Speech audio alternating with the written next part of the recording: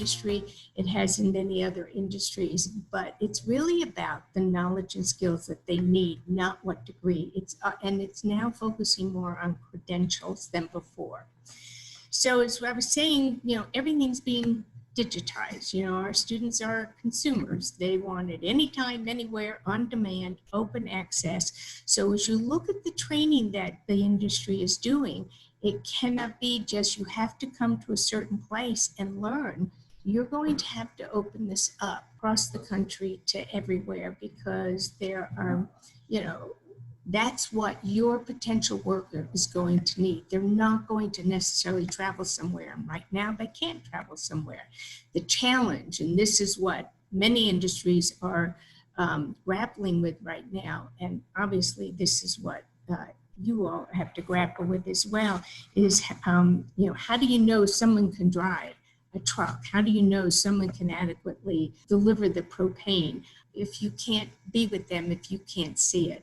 I was talking to the welding industry, and welders are going through, how do we know somebody can weld if we can't watch them weld?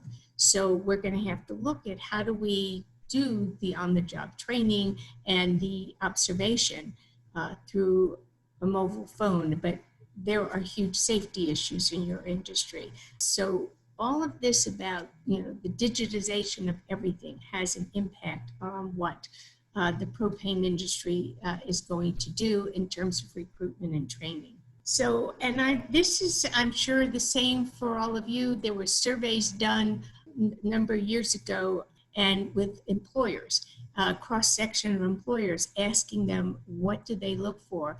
And I put this slide in all the time because, and this was really a slide designed for education, but I include this because I want you to think about, is this true for you as well? Employers were saying, yeah, we can teach them some of the skills, but they have to understand, they have to be able to problem solve, think creatively, communicate, express themselves, and be willing to continue to learn. And this is what's been pushed out, and the message that has been going out to education and the workforce board. So I wanted to give you a context of what education is talking about as well. So as we say, it's a new workplace norm. We're looking for more productivity. We require advanced skills. The availability of skilled workers drives that decision. If you are going to move into a community, if your company is thinking, I want to expand into community, what we tell education and the workforce boards is that if there aren't skilled workers there, then they're not going to come. And this is a good thing for industry. So the workforce boards are looking more and more into, how do they make sure that they understand what current industry is, current needs are, but also potential and future ones. And I just want to share with you, I don't know how involved you guys are. There are communities, and I can mention Grand Rapids, Michigan. In Grand Rapids, Michigan, you have the Chamber of Commerce, the community college, the workforce board, and the community-based organizations that deal with unique populations. They meet regularly, they communicate, and decisions are made on what do we need, where are the needs for workers, and then, do we have the right education for them? Can we place them? Who's going to bring them on as either an apprentice or on the job training, get some work-based learning? And so they work together to come up with those decisions, and that's driving what they are offering for the, in the community. And we're going to see more and more of that as, as this comes about, because they're all talking about it. And so that telecommuting, other than for your customer service area, which is very important, of course, I don't know how you deliver propane through telecommuting. So anyway, so let's talk a little bit about, some of the demographic changes we have. And actually, we know that there are 78 million baby boomers that are going to retire, by 2025.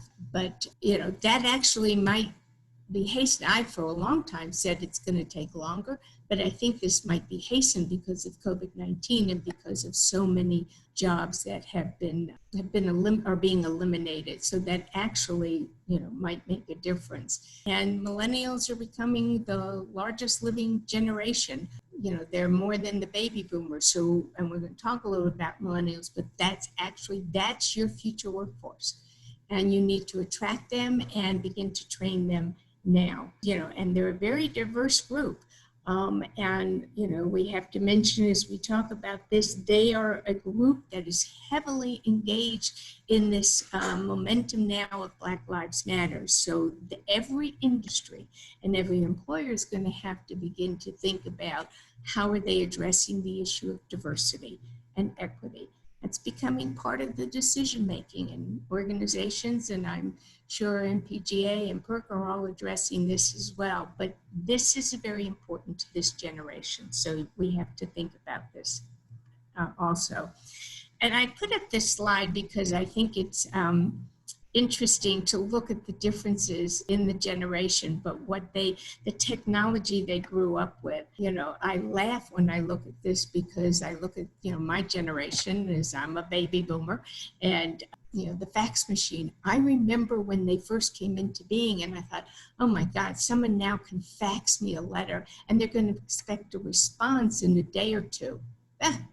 Now they'll email you and they want a response back immediately.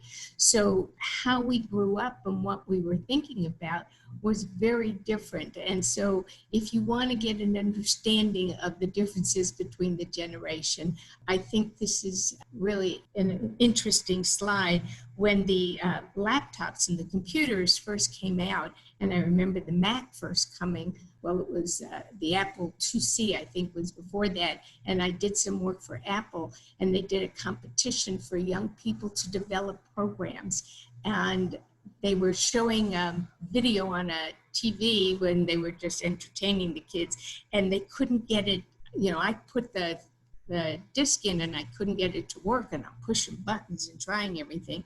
And one of these grade school kids comes up, he changes the channel, I think it went to channel 3, and there it is. I mean, they just know this intuitively, and I don't. I'm technologically ignorant. So I've always loved this slide. So, and for those highly skilled workers that are going to remain in the workforce, they're now going to competing, and you're going to find this. They're going to compete with some of the younger skilled workers you bring in, and so there's going to be some tension in there.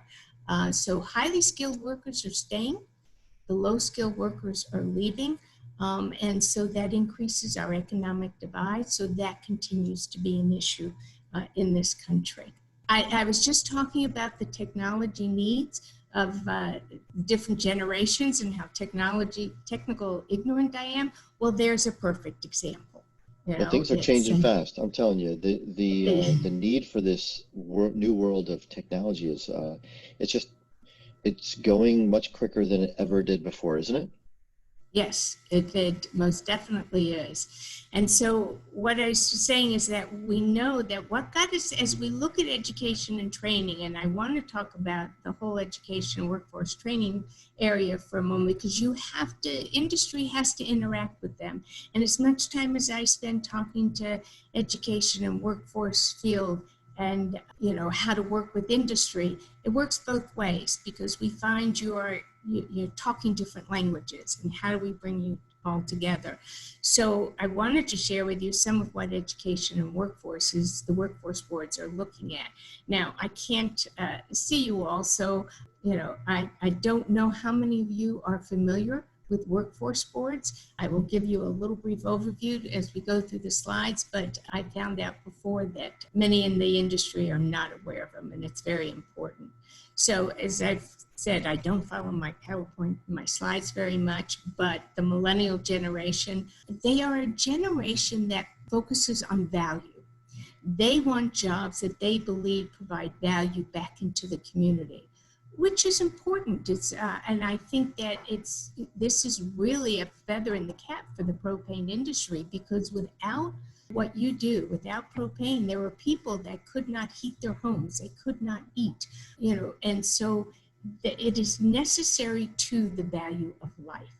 And so as you go out, especially from a business perspective or trying to reach and recruit young people, you need to talk with that message. It isn't just about that skill, but how are they making a difference in what they're doing?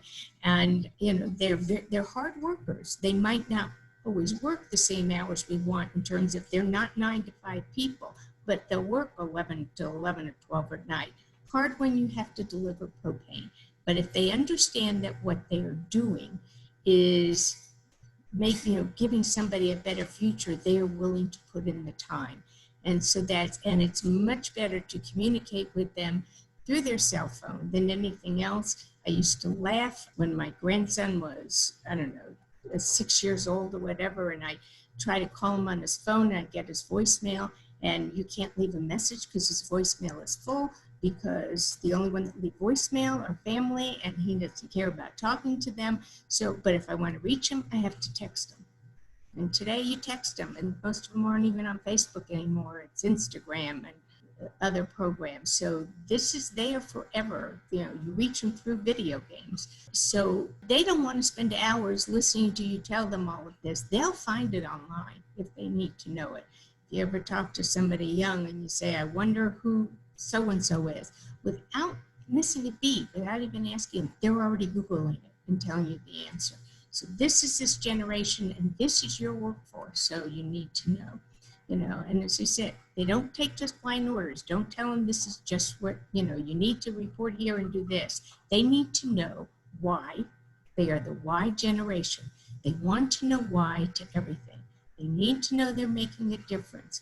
And they do focus more on that work-life balance than those of us in the boomer generation.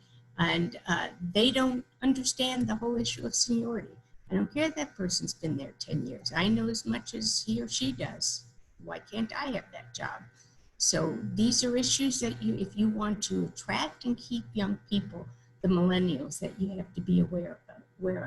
And so, as we said, that we're living in a digital world, but we don't have, a lot of those low-income rural students do not have access to laptops, to broadband, but most of them have access to cell phone. And that's why we're moving into what we call the M-learning, mobile learning, and putting more and more on there. So I always include this slide because I love it. Humans generate more data in 2 days through social networking than all of human history through the year 2003. It's a little old, I realize, and it's probably worse. It's probably 1 day now, but that's how fast things are moving. So the issue that we have for all of us is we're preparing students for jobs that don't yet exist, using technologies that haven't yet been invented in order to solve problems we don't even know are problems yet. Other than that, everyone's job is easy. We're just fine.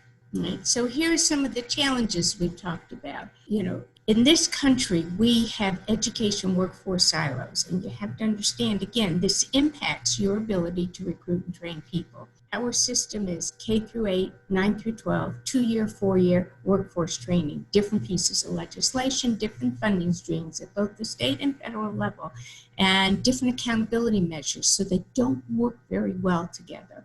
If there's any positives that come out of things like COVID-19, is that they're being forced to really begin to talk to each other and work together. And so that's a good thing. We used to have the focus, and we still do, college for all. Everybody goes to college. And I used to say to all of the Association for Career and Technical Education for 12 years. So these are all the CTE teachers in high schools and community colleges. And I used to talk to them and say to them, if your son and daughter said they were not going to go to college, would you be happy? Now, these are people who teach technical education, and they weren't happy. So we still have that bias about college, college for all. And we're still grappling with how do we use data. What is very important for the propane industry to do, especially as you deal with workforce boards, but even in education, your data at the local, state, and ultimately goes up to federal, but your data needs to be up to date. Yes, we have the Bureau of Labor Statistics and they do data, but you all need to generate, and you do a good job of it, generate your own data. It's not only how many new hires you have, but how many replacement hires? Because a lot of times what happens is the BLS data talks about new hires, but they forget that you are going to need, as an industry, thousands of people who are retiring and need to replace, because state governments and local governments put their time and their money into those that have high demand, that have the highest need. And so that's why the data is very important. Okay, and we are looking at how does education respond to industry in a timely manner. And actually, they can only do that if they're in communication with industry. And I'm going to get to that in a moment. And as we said, we talked about the diversity. That's challenged. And that's becoming, every industry is going to have to deal with that. And I'm sure you have sessions on this later, so I won't spend a lot of time on it. There's a need for portable, stackable credentials, and somehow my text came out of this, but again, it's technology. More and more time and effort is being put into the use of credentials and stackable credentials. So so if they need, I know that, your drivers need to have the, all of a sudden lost my CLD, but you need to have that certification. Are there pieces to it? And then on top of that, you need the hazmat credentials on top of that. So it is about stackable credentials, and there's a significant number of research projects done by private foundations, as well as the government, the federal government, looking at the use of the credentials, the placement of people who have those credentials versus people who don't, the employer satisfaction with them. So because they're very important, especially for this industry, because drivers need to be at 21, you need to talk to your community colleges. They all have training programs. They will add some additional courses to meet your needs of your industry. Industry cannot just do it by itself anymore, which means that probably pissed you all off. So, as I said, we have different certificates, but many of them aren't transportable. That's why there's a lot of research going on. What makes for a high quality credential in this area? And so the credentials are a way for the employer to focus on the skills, not just the degree.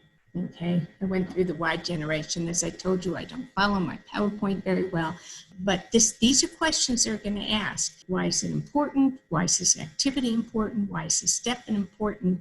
They want everything spelled out. This is how they were raised, and so this is what they want. There's a book out called Y Generation, if anybody's interested in it, that addresses this whole issue. That's very interesting. That is being used by the education system a lot. So I just share it with you.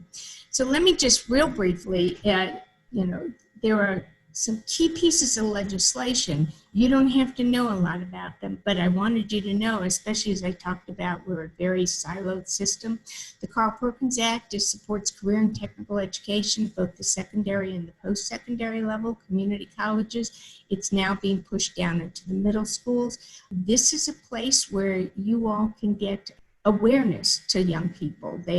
Many of them are looking at the transportation area, that how to drive trucks and all, even though they're not able to. So you need to reach out and work with your local, either high school or the Career Tech Center or the community colleges. They have funding for this. The Workforce Innovation and Opportunity Act is your greatest tool that you need to.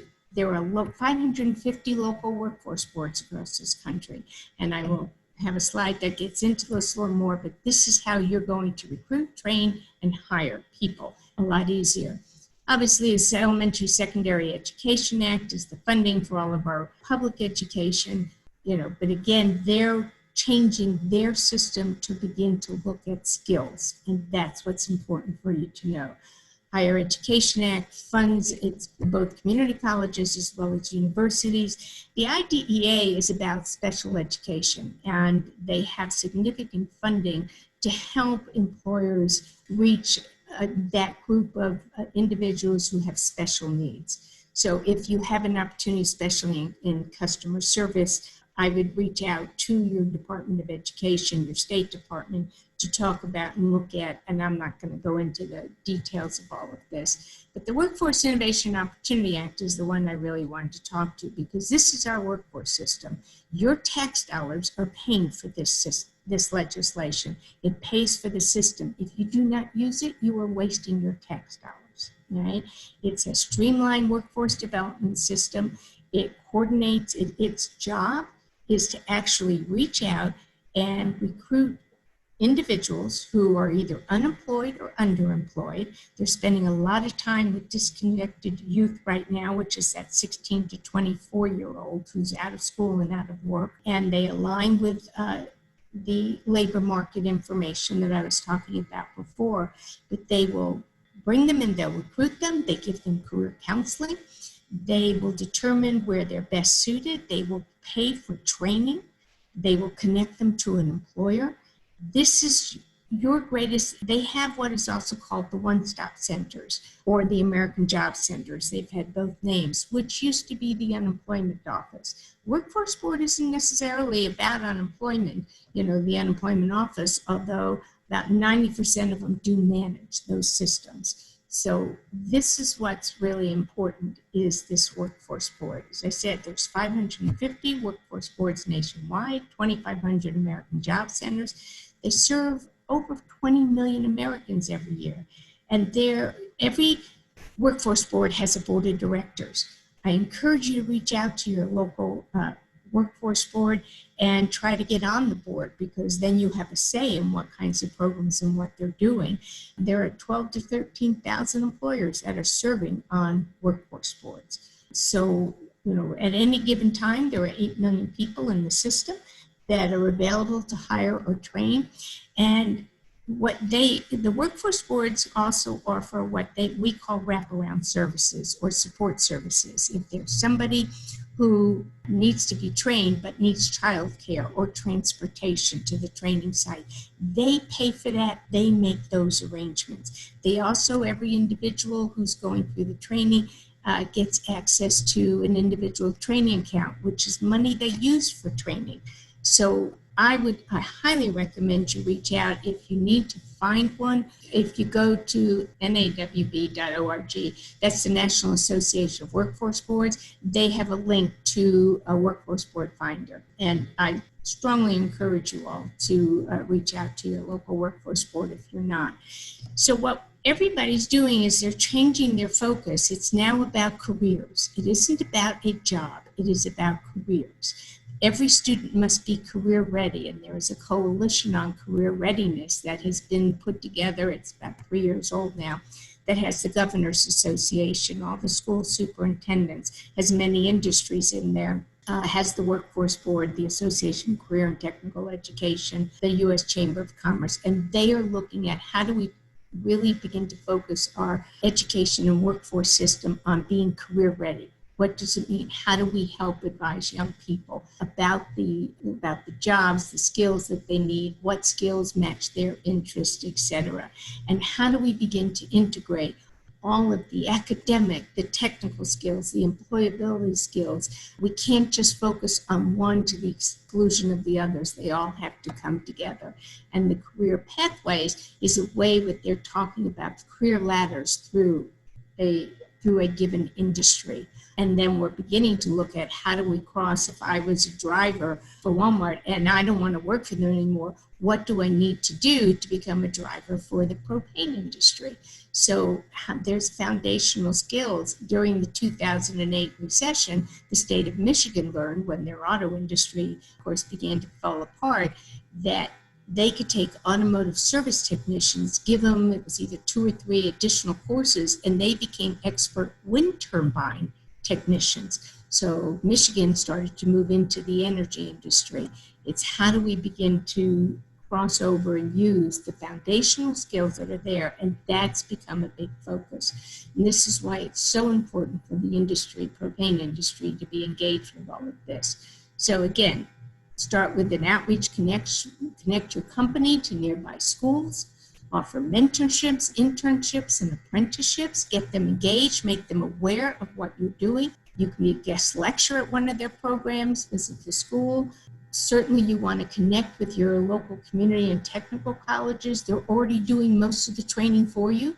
They just need to add, and I do a lot of work with tech community colleges, and I've asked them if the local employer came and wanted a training with your driver program, but they need hazmat, would you add it? And they all said absolutely. So you need to connect with your community and technical college and reach out to your local workforce board. As I said, volunteer to get on their workforce board. Some of them it's very easy to get on the board.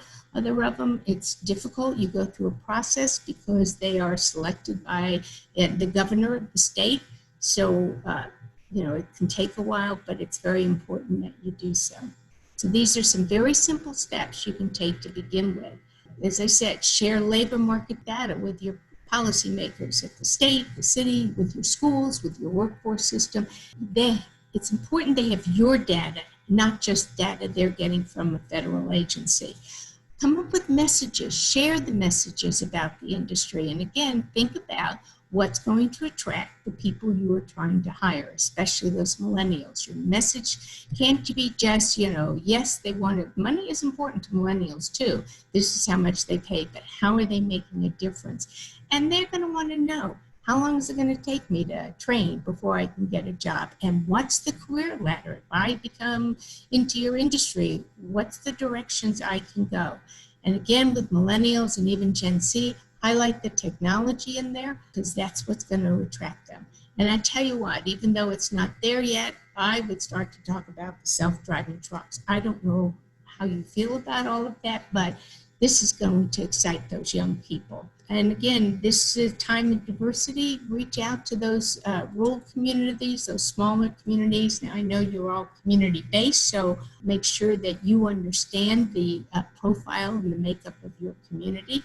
Very important, the environment. So you want to really emphasize environmental stewardship because this is important to the millennials as well. And, let them know that one of your goals is to cultivate their growth, that you were there to help them grow and that you're there to support them. And I know that seems sometimes out of, this isn't what I had to do and why do I have to spend that time? But this is what's important to that younger generation. Right? I wanted to spend a moment, I put this in there in terms of apprenticeship. I cannot tell you how much money, millions and millions of dollars is being spent by the Department of Labor, the Federal Department of Labor, on apprenticeship. And they're using apprenticeship to attract opportunity youth. I serve on 4 different grant programs around opportunity youth. They are using that now to retrain the unemployed. But this is a big focus. And for those who question why apprenticeship, as you can see on the slide, it reduces turnover. Well, here's the best thing about it. And I had actually had an employer say this to me, share it, not to me personally, he was in a session. And he said, I bring on apprenticeship because I bring them in at 50% of the going wage. But I start to train them. And they're learning my system in my culture. And at the end of the apprenticeship, I know whether I have a good employee or not. They've already contributed to the company. I don't have to hire them full time. If I do, great. I don't have a 6-month time period where they have to learn our systems, our processes, and all of that because they've already been trained in that. And so to this person, this is a great way, the return on investment was huge. And so there are tax advantages. Many states will give tax credits to employers who are doing apprenticeships, and there are many workforce boards that will pay the apprenticeship's wage. They only have a certain pot of money and it depends on the board, but many of them will pay the wage as well. So really encourage you to look at apprenticeship. And the MPGA and PERC have just approved several months ago.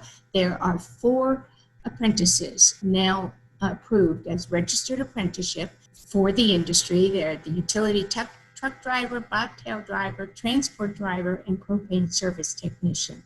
And what's good about this is because they're registered apprenticeship, right, and they are based on standards and skills. And in order to complete the apprenticeship program, you have to demonstrate mastery of these skills. While someone's going through it, they can be taking classes at a community college. There's regular education, we call it related instruction, that goes on, as well as the on-the-job training. Many community colleges will participate in this, and they give college credit for that. So that gives an advantage to an employer. If you bring on an apprentice, you also have an apprentice who could get an associate degree at the same time if they wanted. But what's also really good is the Workforce Innovation Opportunity Act that I just talked about. The only apprenticeship program they can help fund, provide, pay wages, and pay money for is a registered apprenticeship program. It cannot be just, anybody calling themselves an apprenticeship program. It can't be the new IRAP, industry recognized apprenticeship program. It has to be a registered apprenticeship program. It is in the law. So by you can bring on 1 or 2 apprentices, you now are training your future workforce. You will have a known quantity at the end of it. You can potentially get some tax credit. You can also get support services from your local workforce board. This is why the federal government is looking so strongly at apprentices. So I encourage you to look at that as well. So I'm going to stop there. I always love this. Sometimes we think about this stuff so long that by the time we figure out how to move forward, it's too late. Everything's moved forward already, and things are moving so quickly that changes have to be made rapidly. So the point of what I was talking about today is really to think differently. Many of you are probably doing that, is to reach out and create partnerships with your local education community, your local workforce board, become an active and engaged member with both of those systems at the local level. There are tools out there. I know both MPGA and PERC have those tools to help you do a lot of that. The National Association of Workforce Boards has a lot of materials and resources that you can use. So with that, I will stop. And Bill, if there are any questions, I'm more than happy to answer them. Yeah, I think to your point, that's the value of apprenticeship, and that's why we're seeing, I think it's over the last 3 years, the number of apprentices in this country has increased by over 500,000.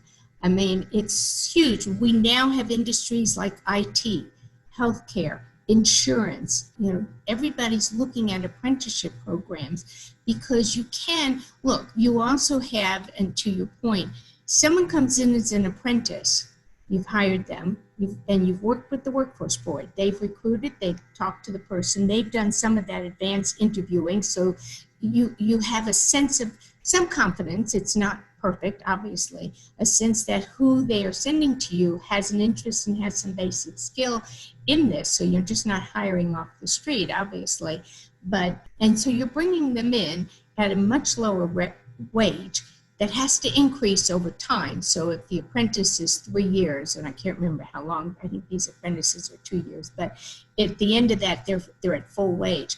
But if it's not working out after 6 months, you can say goodbye to them because apprentices can also say goodbye to you. There's oftentimes an apprentice starts it and they begin to learn it and they go, this isn't really what I want or I'm interested in, and they'll leave.